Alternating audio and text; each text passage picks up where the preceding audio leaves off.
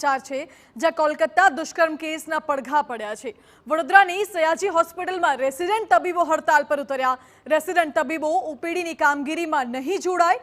ઓપીડીની સામે જ મોટી સંખ્યામાં રેસિડેન્ટ તબીબોએ વિરોધ પ્રદર્શન કર્યું। બંગાળમાં મહિલા તબીબ પર દુષ્કર્મ વિથ મર્ડરના કેસમાં પીડિતાને ન્યાય અપાવવા માટે વિરોધ કરી રહ્યા છે આ ડોક્ટરો।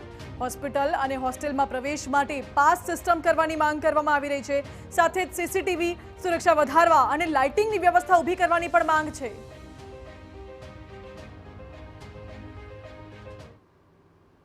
સ્વાતંત્ર્યના દિનની આગલી રાતે જે ફિમેલ માર્ચ શાંતિપૂર્ણ જે ચાલી રહી હતી એના પર કથિત મોત દ્વારા જે અટેક કરવામાં આવ્યો, રોજબરોજ આ બનતી ઘટનાઓ દિન પ્રતિદિન ઘટ્યાથી ઘટ્યા ડૉક્ટરોની સુરક્ષા મુદ્દેના જે ઉદાહરણ છે આપણે પૂરા પાડી રહી છે।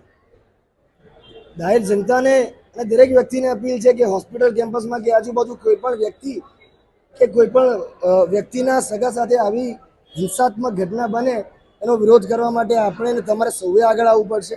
હાલમાં જે આ મોબ અટેક થયો તેના અંતર્ગત all Gujarat junior doctor association અને બરોડાના જુનિયર ડૉક્ટર એસોસિએશન દ્વારા એક સ્ટ્રાઇકનું આયોજન કરેલ છે।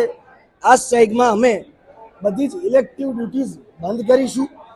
દર્દીને ઇમરજન્સીમાં કોઈ પણ હાલાકી કે તકલીફ ના પડે એની કાળજી રાખીશું। 15મી ઓગસ્ટે જ્યારે આપણો દેશ આઝાદીનું પર્વ મનાવવા જઈ રહ્યો હતો એ જ દિવસે 4 થી 5,000 નું ટોળું આવ્યું।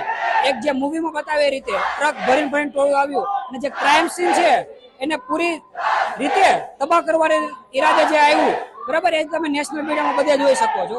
તો એ પીડિતાને ન્યાય મળે, ડોક્ટર માટે એક સિક્યુરિટી એક્ટ બનાવવામાં આવે, બરાબર, એ માંગણી સાથે અમે ઉતર્યા છે।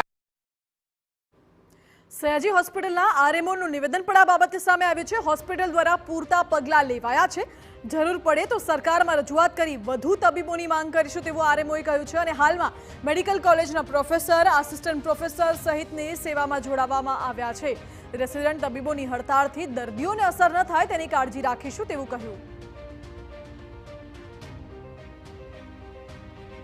આટલા લોકોની વચ્ચે જો આ અટેક થઈ શકતો હોય તો પછી એકલા ડ્યુટી કરતા ડૉક્ટર્સ કે રેસિડેન્ટ, એમાં બી પર્ટિક્યુલર ફિમેલ રેસિડેન્ટ, તો એની સેફટી માટે કે અમે આમાં કઈ રીતે સેફ ફીલ કરીએ એમ, એટલે એમના સપોર્ટ માટે અને અમારી બેઝિક જે ડિમાન્ડ છે એના માટે જે આગળ જણાવ્યું એ રીતે અમે આગળ સ્ટ્રાઇક કરી રહ્યા છીએ। પશ્ચિમ બંગાળમાં બનેલી ઘટનાના સમર્થનમાં જુનિયર ડૉક્ટર્સ એસોસિએશન દ્વારા આ હડતાલનું એલાન કરવામાં આવેલ છે।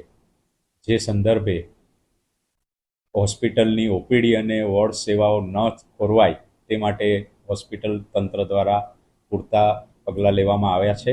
હાલમાં તો અમારા ત્યાં ઉપલબ્ધ સર્વે અન્ય ડૉક્ટર્સ દ્વારા વ્યવસ્થા ગોઠવવામાં આવેલ છે અને જરૂર પડે અમે ઉપલા લેવલે રજૂઆત કરી વધારે ડૉક્ટર્સની પણ વ્યવસ્થા કરી શકીશું।